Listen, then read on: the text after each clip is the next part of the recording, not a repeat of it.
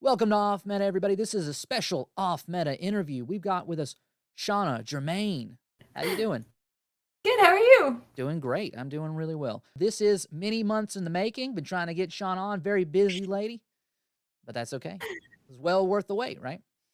I hope so. I hope so for you. We'll see. So Shanna is a co-founder at Monte Cook Games. If you're not familiar with Monte Cook Games, I think one of their first releases was Tolus. I remember that coming out, I don't know, 20 years ago. So y'all have been making good stuff for a long time. Yeah, that was before Monte Cook Games. That was part of Monty's previous company. Oh, So okay. Monte Cook Games has been around for 10 years. So Okay. Numenera was their first big one. Numenera, Yeah. okay. And that is the kind of origination point of the Cypher system, which you use for a lot of different games, right? Yeah, that's right. So tell us about your role as a co-founder. What does all of that entail? What do you have to do? Well, thankfully, in the 10 years since we've had the business, it's changed a lot because in the beginning it was everything.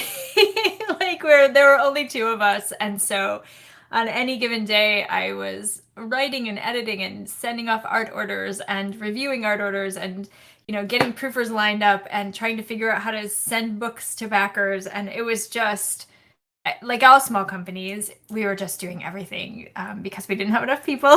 So in the 10 years, that's changed a lot. Now we have a lot more people. We have 12 employees who are awesome and amazing. And so I get to do a lot more creative stuff, a lot more writing now than I used to. And that makes me very happy. So it's changed a lot over the years. Well, I'm glad that it's transitioned into more of a creative side. Isn't that the worst? When you're like, I love this thing. I want to have a company around it. What do you do all day? Mostly accounting, right? Yeah. Yeah, it really is. And like, you keep it in the back of your head, like this isn't forever. Eventually we're going to be able to hire some people, but at the beginning, boy, it feels like this is your life now. And it can be a little overwhelming. For the game that we wanted to talk about today, Old Gods of Appalachia, which y'all had a mightily successful Kickstarter for. Congratulations. Have y'all Thanks. ever approached that on a crowdfund before? Was that surprising to you? It wasn't surprising because Old Gods had such a great following. I mean, they Yeah. do such a great job with the podcast, and people just adore them. And so it did do a lot better than we expected. But we expected that people would come for the thing that they already loved in this new format. And so we were kind of expecting big things because it melded our current audience with a brand new audience that hadn't maybe seen us before, but also was really right in our toolbox of like cool, weird, dark, kind of lyrical things that we already loved anyway.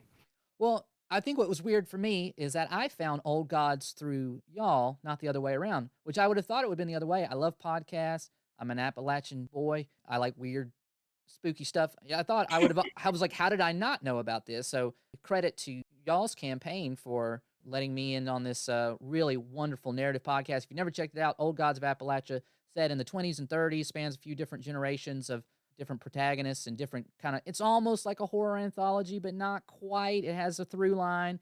And anyway, so I want to talk about that a little bit, about adapting the fictional world that has been presented to you in terms of a game. When you are working with this kind of existing, I hate calling it an IP. That always sounds so like corporate, but it's this thing that exists. These people who love it, they're writing for it, and now you're going to turn it into a game. So, what is the back and forth like? What is the communication between you and them? Do they give you license to do things in the game that they were like, no, I would have never thought about that? Or is it mostly just like, well, here's what we have planned out, or here's what we think, here are the boundaries of the world? Walk us through that a little bit. It's really different for everyone. Every company has their own desire for what they want their product to be. And I had just come off doing Tidal Blades, which is started as a board game and then became a RPG. And that's such a different experience because when you start with a board game, the world building is really minimal. It's all about these mechanics of the board game. But we were lucky because we have these amazing artists who we also worked with that worked on the board game, and they were incredible. So we got to sort of expand their world in really cool and interesting ways from the sort of basis of what they had. It did make a few things hard because in a board game you have things that don't make sense in a real world, and so like the way that the money was for the board game just did not work. Like there was no verisimilitude. You would get to your character and be like, I got to carry around 100 oranges to pay for my breakfast. And so like there were some things that we had a lot of fun kind of tweaking and changing. So that was the one that we just did. And then Old Gods of Appalachia is so different because they don't have a story Bible, which most IPs, if we're going to, just for simplicity, talk about it that way, have like a story Bible, which is a collection of things of like, here's what this word means, here's what this character, and they don't have that. What they have is thousands of pages of transcripts of their podcast and their podcast. So for us, the very early part of this was a lot of listening and re-listening to the podcast, which, my job is very hard. And then reading through all the transcripts. Some of it's immersion, and then reading through the transcripts was a very slow, purposeful process because I was looking for things that I knew I wanted to take out and put into the game. And so it might be excerpts, or it might be this like really small mention of like a kind of magic that's used, or a magical mirror, or magical comb, or some other element that I knew that I wanted to kind of turn into a cipher or an artifact, or give someone their ability for their character to have a power. And then we made a big database, which is kind of our own story Bible of like, here's what this is called, here are the episodes that they're in, here's what powers they have, or what they can do, or what they look like. And along the way, we also started doing a lot of the art. The early art was based on right into the podcast. We took excerpts from the podcast and gave them to the artists because we wanted to start with things that felt very familiar to the readers and the listeners. Next step, what we're working on now, is creating things like character creation. So what kind of characters can you play in this world, and what do they do? Like, asking what players do in any setting is the first thing that I ask. Like, what do you do in this game? And in this game, what you do is like, you protect your family and your community, the things that are important to you, right?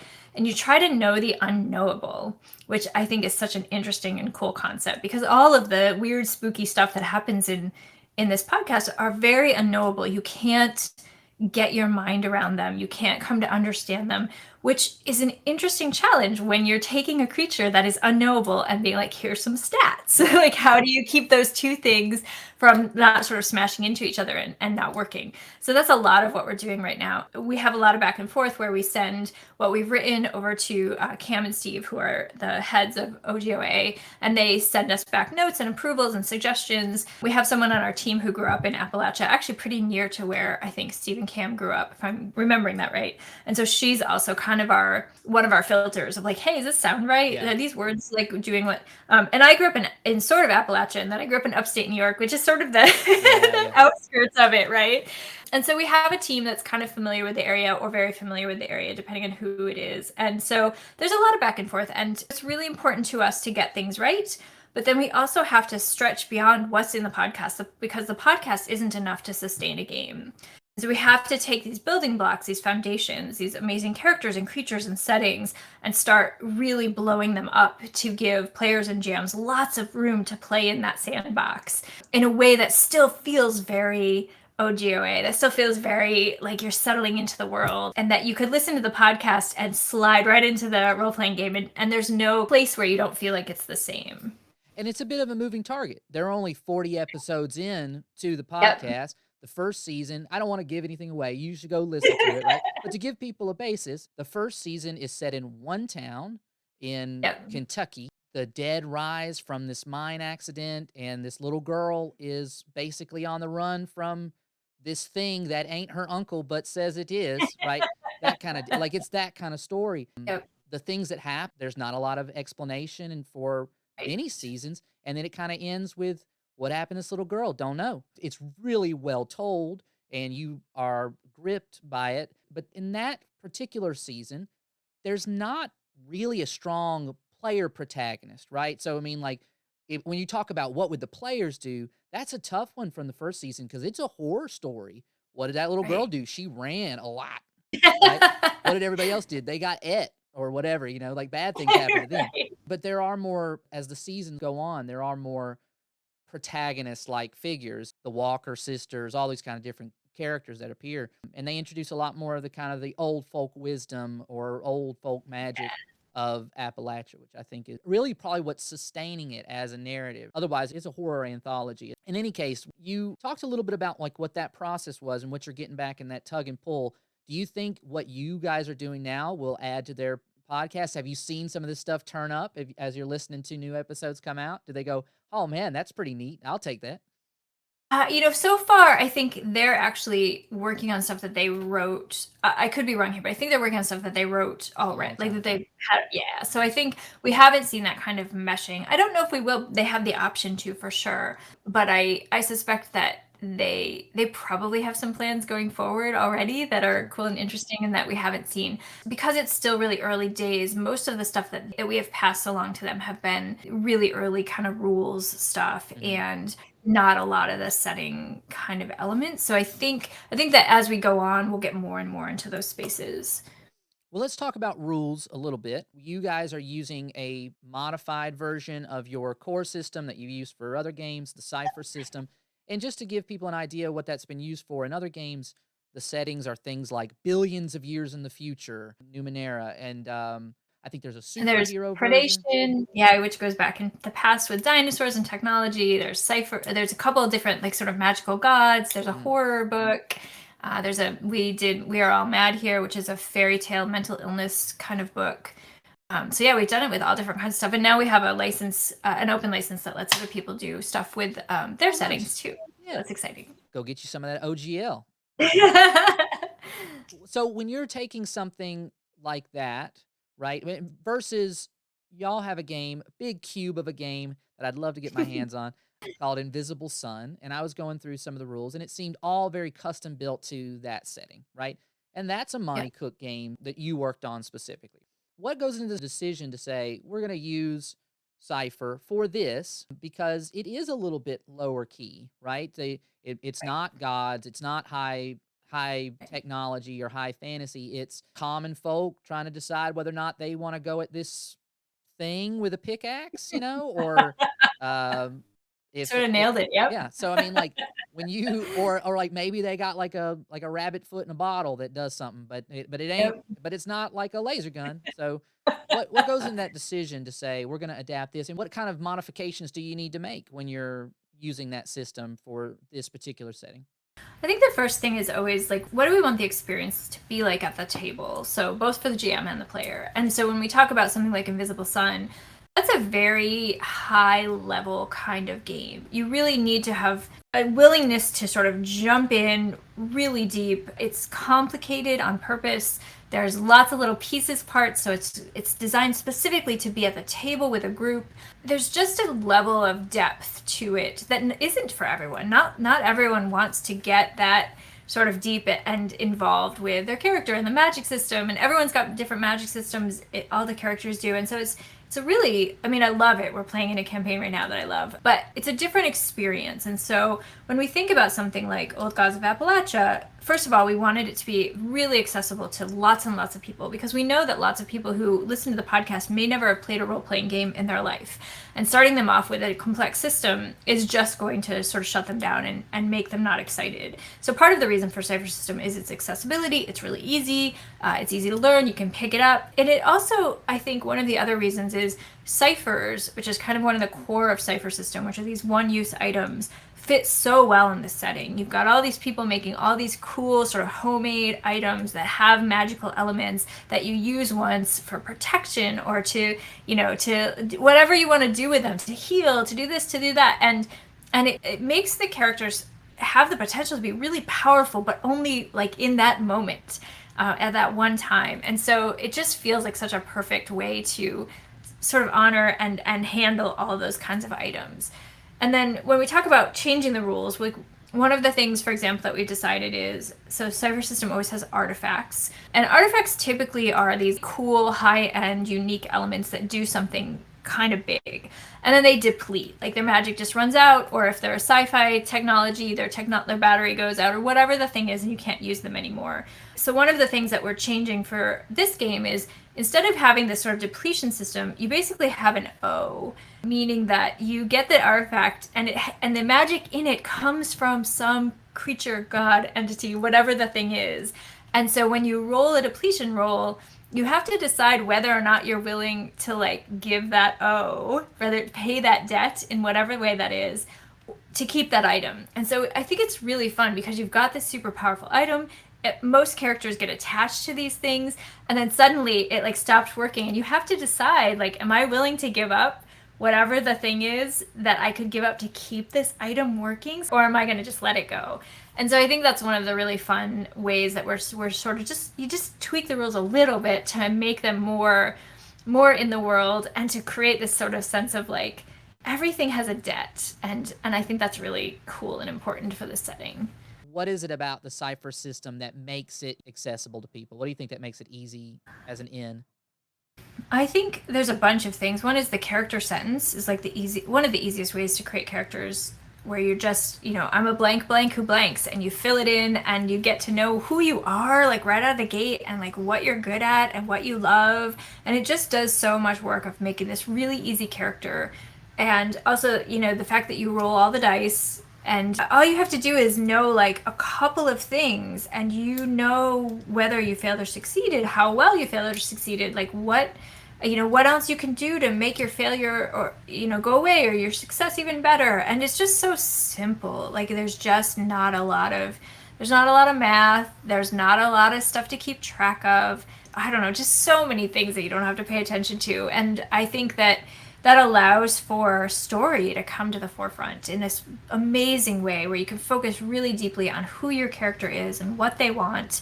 And then, use the dice to enhance that, and your abilities to enhance that, rather than it sort of sometimes feeling like it's stopping you from being the character that you want to be. As far as characters with powers, they are pulled between these two poles. The green, which you think, oh, those are the good guys, right? The green. Well, the green doesn't have much use for you. It existed long before you. It's willing to back you play, but it might also it also kind of wants to eat you too, just so it can make more tree, or like whatever. I mean, it's not that callous, but it is a little bit like it's nature. It wants what it wants. It's primal on that level.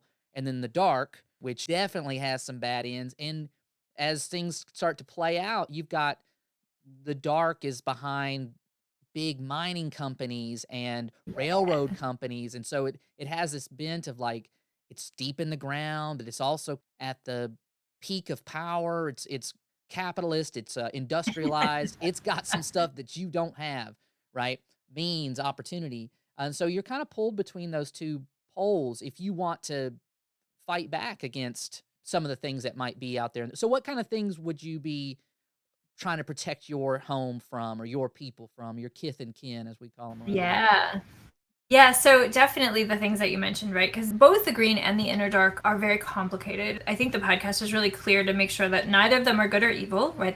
They just don't care about you, but you can use them and they can use you, and what does that look like, and how deep do you get in, and all those kinds of things. And so I think that definitely those will be some. But humans aren't always the best either, and so there are humans who I'm sure will show up as being antagonists. And we're also playing up some of the other sort of supernatural mythos of the area, which actually comes a lot from the Irish and the German mythos and like all that kind of stuff. And so there's like lots of other creatures that aren't related to the inner dark or the green that we can put in there for people to interact with and have experiences with. And so we're doing some of that as well. So we're really sort of fleshing out, touching on all of the other kinds of things that exist in people's minds and myths and stories and all that kind of stuff. So you'll see a lot of that as well, in addition to all of the many entities of the inner dark and the green.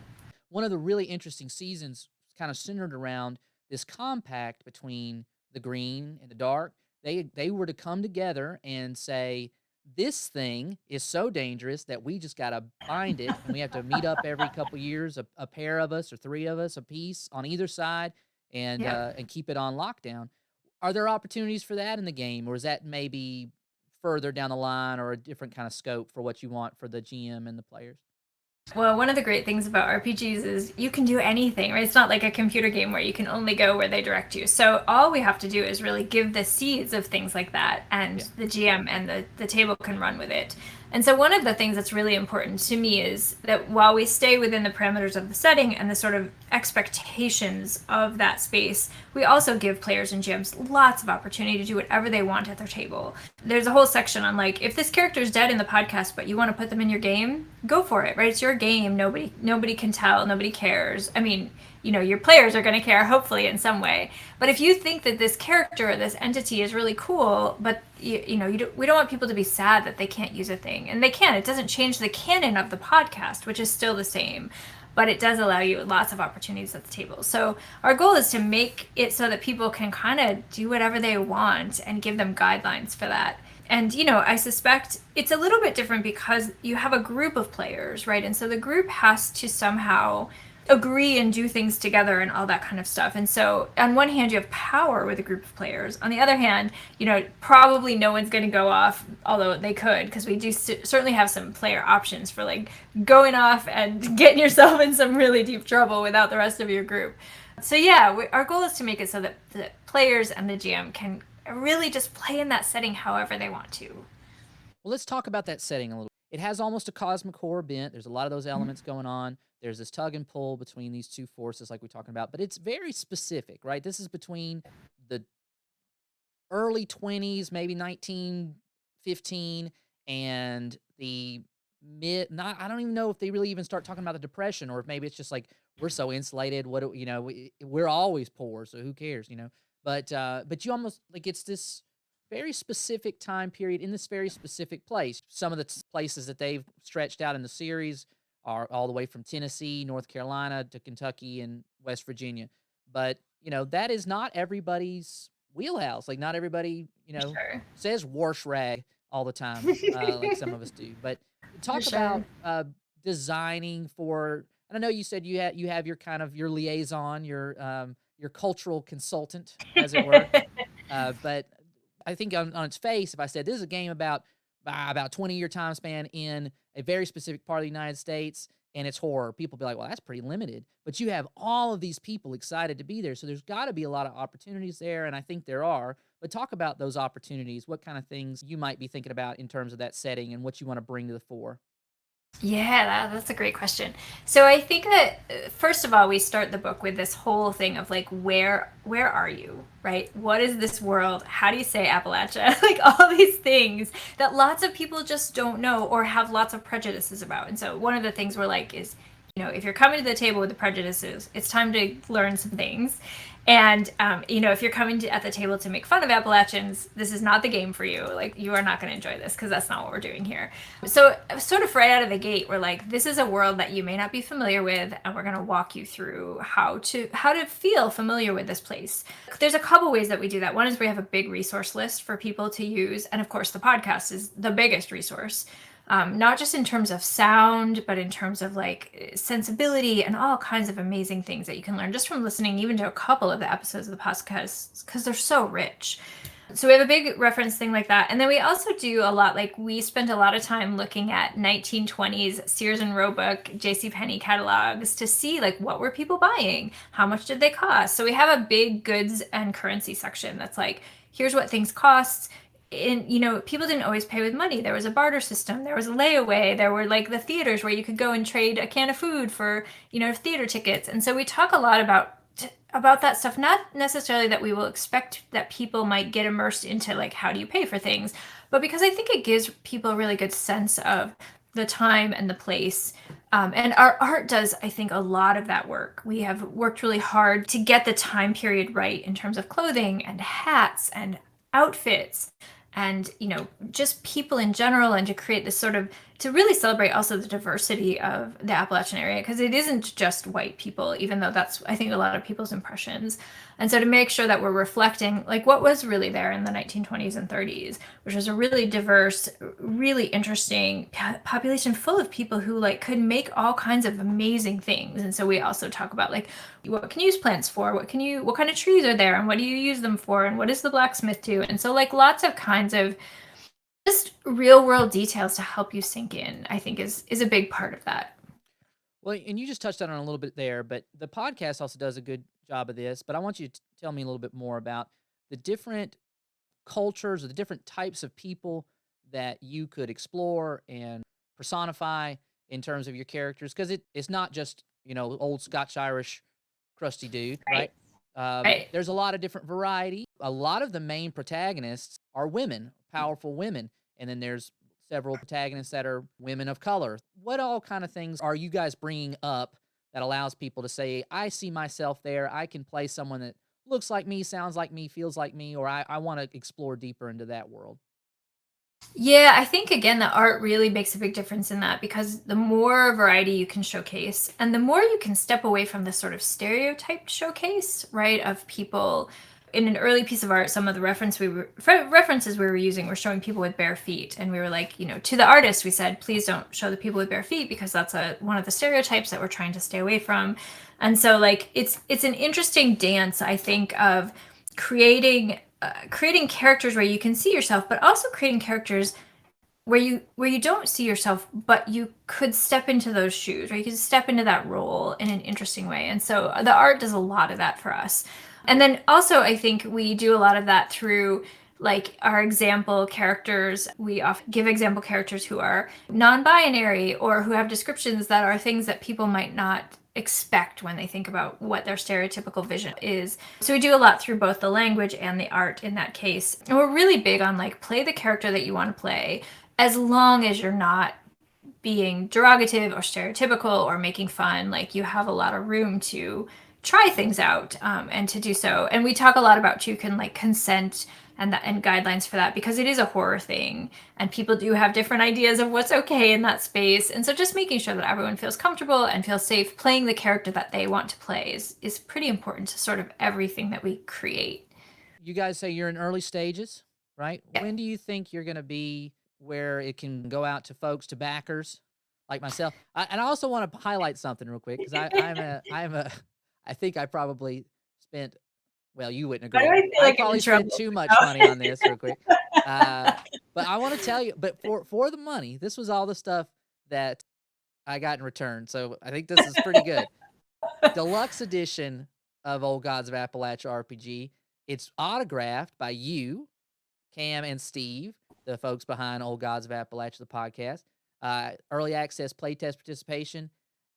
A barrow and lock. That's one of the, for lack of a better term, demonic companies. A 10. I'm excited for that. A premium dice set. Exclusive folding dice tray. I don't even know what that looks like. Then another copy of the game, and then a PDF of it. Campaign journal, character portfolios, GM screen, XP deck. You're gonna tell me more about that, and a resource deck. And then there's a bunch of things that got unlocked. I'm guessing I get that too. I don't know. So a cloth map I know was on there. So I love Yeah, maps, and some we're working on coin. that right now. There's some coins. I don't know. Tell me about this. What do you mean by XP deck? Does that play into the is Oh that yeah. something in the Cypher system writ large? Or? Yeah. Yep. So our XP is the system by which we do a couple of different things. One is the GM can at any point give you a GM intrusion, which is like something funky and interesting that happens, and when he does that or they do that, they give you 2 XP cards out of the deck. And you get to keep one, and then you get to pass one to someone else who's done something really cool as the game, or maybe not so cool depending on depending on your group. And so then when you have XP, you can use them to re-roll. Like if you roll a bad roll and you want to it's really important that you do well, you can spend one of your XPs and you can re-roll. You can also use them to advance your character. So if you have 4 XP, you can kind of move up and get some new things for your character. And so, and then you can also spend 1 XP to do what's called a player intrusion, and this is where you say something like, "Oh my, look, there's my old friend that just showed up. They're going to help me with this, doing this thing." So there's lots of ways to use your XP, and so the XP deck allows you to keep track. And then most of the time they have the really cool pictures of art on them, and so you get a bunch, and they're kind of cool to look at. One of the things that we've talked about doing, and this since it's early days, we're not sure, but often with the XP deck, we also do like a little bit of text on the deck. So like, this is the picture you're looking at of so-and-so or this place or whatever, because it gives a little bit of even cooler elements. So that's the plan for the deck. It's one of my favorite tools because, when you're GM and you're just like sliding those 2 XP across the table, your players know you're in trouble, and it's just such a delight. Well, and having things like little bits of evocative art or a blurb like that really help if somebody is at a loss for what they want to do. Then Yeah. they immediately have something they can pull from. It's really a helpful aid. That's why there's tarot cards. That's why there's stuff like that. It's Yeah. not a hack or anything like that, but it is very helpful for people in their imaginations, especially if they feel like I'm stumped. I want to do something cool. I Yeah. don't know what it needs to be. Here it is. But unlocked also deluxe book art plates. I'm here for that. My campaign journal is upgraded. I get a pocket railroad guide.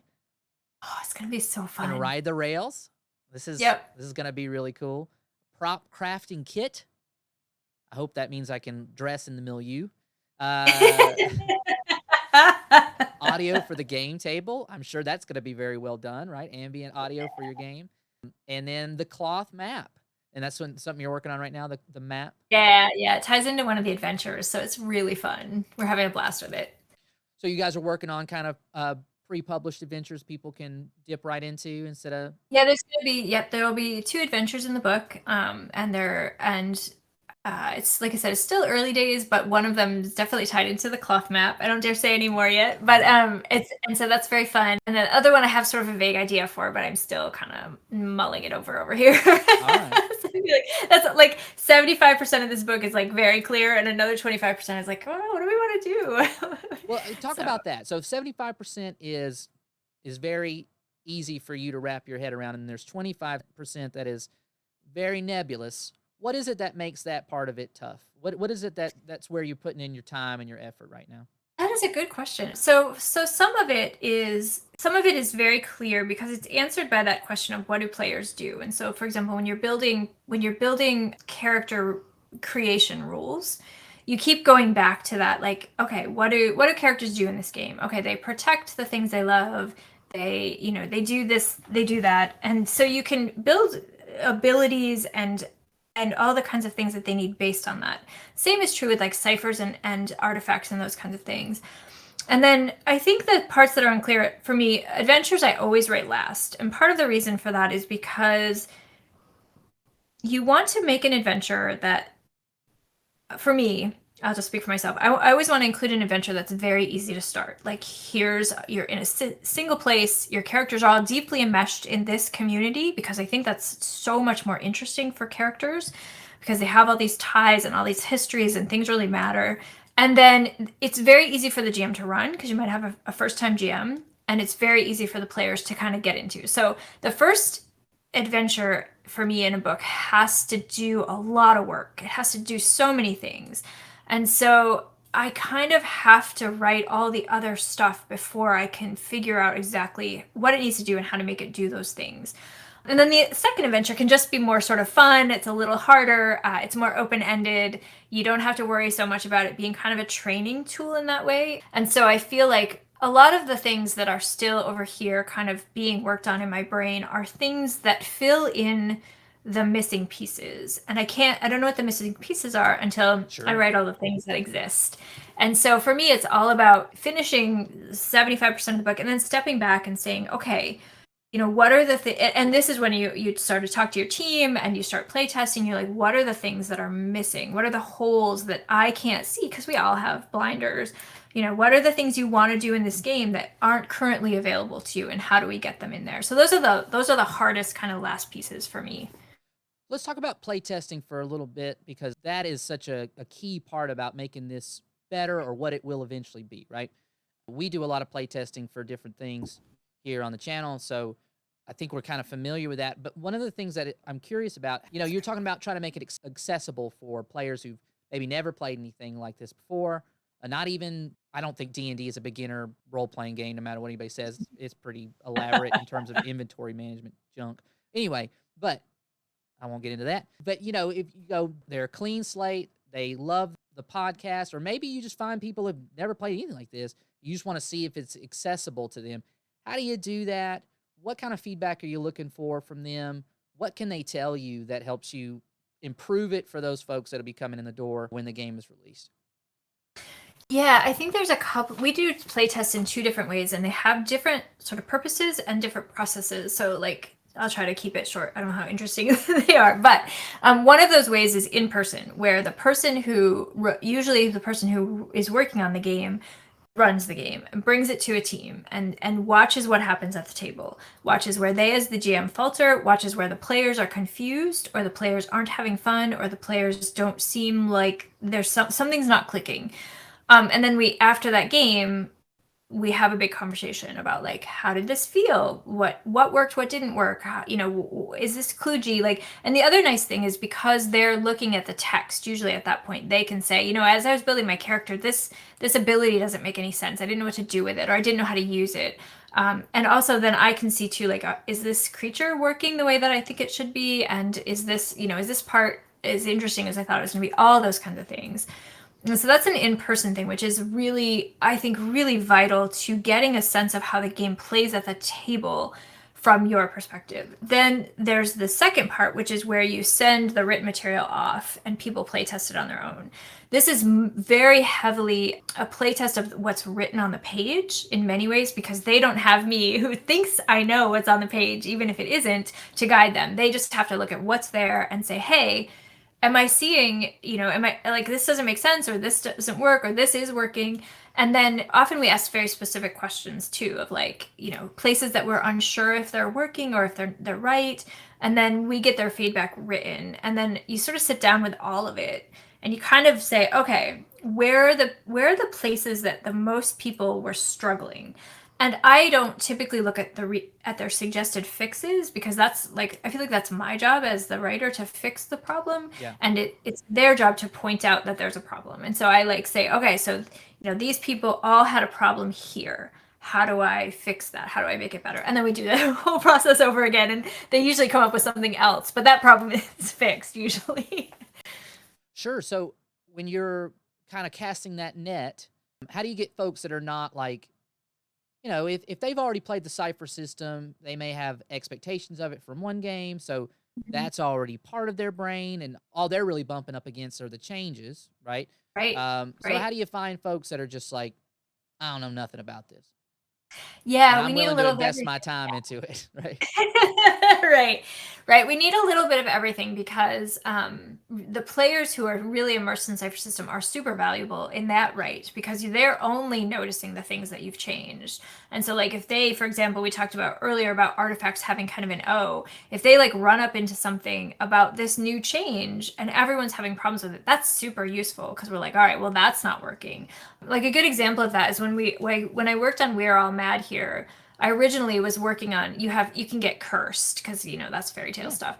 And like the first couple of ways in which I had curses working were confusing, and they weren't fun, and they didn't work. And so like we went through that iteration 3 or 4 times to sort of figure out like, all right, what do I want it to feel like for the players at the table? And that all came from people who played all the other games and were just focusing on being cursed. So that was really cool. And then the other way we do it is we sort of just recruit everyone that we know who's never played Cypher System. And it depends again on the game. Like it's really specific to like our needs and what the game needs and what kind of feedback the game needs. It's very similar to getting like a cultural consultant or anything like that, where you're looking for someone who fills a specific niche of what you think the feedback needs. And of course, you're not always right? You're sort of guessing at the parts that maybe don't work. And so it's kind of a lot of trial and error, and being in the good graces of people who are willing to give your game a try and give really honest feedback, because we really need people to say when things aren't working and not just be like, this is awesome, because that doesn't help us really. Sure. It's very complicated. I think playtesting is the most anxiety-inducing part of any kind of thing that you're doing, right? So you're letting your baby out in the wild, and you have people going Yeah. like, I don't know, it just smells funny. What do you mean by that? It just does. Can you put your finger on it? Look, buddy, this is all you're gonna get from me, Right. That's exactly what it's like. But better than when the game is done. Sure. You have to make a change while it's being printed, or I don't know, some horror stories. Yep. Well, are there any thoughts that you want to leave people with as we come away from this interview? Like, what do you want them to be thinking about as we go forward in the future with this game? What should they be on the lookout for? Can they be a part of a playtest? Can they help you in some way? Is there anything like that? Call to action, as they say. Can they I get think the game? Can they go give you money? There's the other part of that too. but I should know the answer to all these questions, but I don't know the answer to all of Okay. them. You're I too think that busy designing. people for this, thank goodness, really, Yeah. really talented people. No, I think that the playtest is part of the Kickstarter, and I think that the game is still available on BackerKit, which means that you can go and you can back at the level that you could be part of the playtest, which is definitely a way to help us because that feedback is super, super useful. It also means you get the game text early, which is kind of fun and interesting. Sort of unedited, unproofed, unlaid out, all that kind of stuff. And then I would say go listen to the podcast if you haven't. It's very fun and creepy and wonderful, and the voice acting is phenomenal, and there's really great music, and it can give you a real sense of like, is this game for me? Because it is the foundation for everything that we're building, and it's really just a great joy to spend time with those characters. And I think that's the biggest call to action that I can think of. Other than that, we're just plugging away. We got, like, you listed off all the cool stuff that we have. The book itself always takes the longest because there's so much writing and playtesting and editing and proofing and just then layout, like this whole process. And so we're more ahead on that than we are on some of the other stuff. But a lot of the other stuff has to be in motion too because we're in this weird place of who knows when you can get products. It's all very up in the air. So we started a lot of that stuff early. It's one of my favorite parts of a Kickstarter is to watch all these little pieces that we've been working on kind of coalesce and come together to form this game experience. Whether that's Invisible Sun with all its pieces and parts, or Old Gods with its many pieces and parts, and those cool little. I'm such a fan of tangible things at the table, and so the fact that we have really cool dice and the tins, that all just makes me very happy. So. Well, I'm seeing these other dice, and I'm going and reading the Cypher Quick Start rules, and it says you're basically using a D20. What am I using these other dice for, Shanna? Tell me. Am I just having them because they're beautiful? Or am I a little bit, but also you're using them. The D6 is for sort of healing, recovering points, and all the other dice are also used for rolling your O on your artifacts. Oh, yeah. Whether or not you're gonna have to give up something to some entity in order to keep using your cool object. Well, if you want to do a follow-up, if you want to check in somewhere as progress continues, and you go, we knocked out another 10% of this brain goo that I had. It's real stuff now. That would be super fun. Love you to come back and talk about it a little bit more. If we backed at that level where we're a playtester, when will we get to playtest? When would that be an option for us? I am going to say this with the caveat that who knows what could happen, but I think it'll be this fall, like November, maybe just early December. So that's the goal. Spooky season. COVID and everything else. Right, spooky season for sure. But things are, as we all know, very up in the air. But that's the goal is November-ish. Wonderful. If you haven't already, go check out the Old Gods of Appalachia podcast. I recommend listening to it, downloading a bunch of them, going out into the woods, hiking around. That maximizes your perspective. As characters are being hunted through a mountain landscape, you can also feel that as you walk through the trail. Funny story, I was listening to a bunch of Old Gods of Appalachia, catching up on a hike. When I went off trail, decided to go climbing up hills with my dog, and then I lost my wallet somewhere out there. So if you're ever walking around North Alabama and you find it, just let me know. But it's not the podcast fault. So, Shanna Germain, co-founder of Monte Cook Games, designer, lead editor on a slew of other things that they've produced, a writer in her own right. You should go check out her personal writings. It might titillate you. I don't know. Go check it out.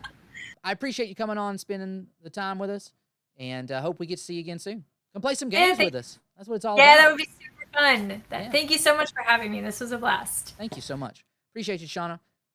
Check us out on Off Meta. We play all kinds of things on Tuesday nights. We play all kinds of board games. We have our role play streams every other Sunday, and we play Blood on the Clock Tower, of course, on a Thursday. Check us out at youtube.com/offmetaplays, twitch.tv/offmeta, and you can tweet at us at any time at offmetatweets. Shanna, can they tweet at you? Do you even want them tweeting at you? Probably not. I don't know. They can. It gets but only scary if they're in the woods. Where can they hit you up if they want to shout at you? I am Shanna Germain all over the internet, Yeah. Twitter, my website, all that kind of stuff. And I spelled it right, so you can just pull right off of here and go and do the Perfect. thing. So get to it. Cool. All right. Thank you so much, Shauna.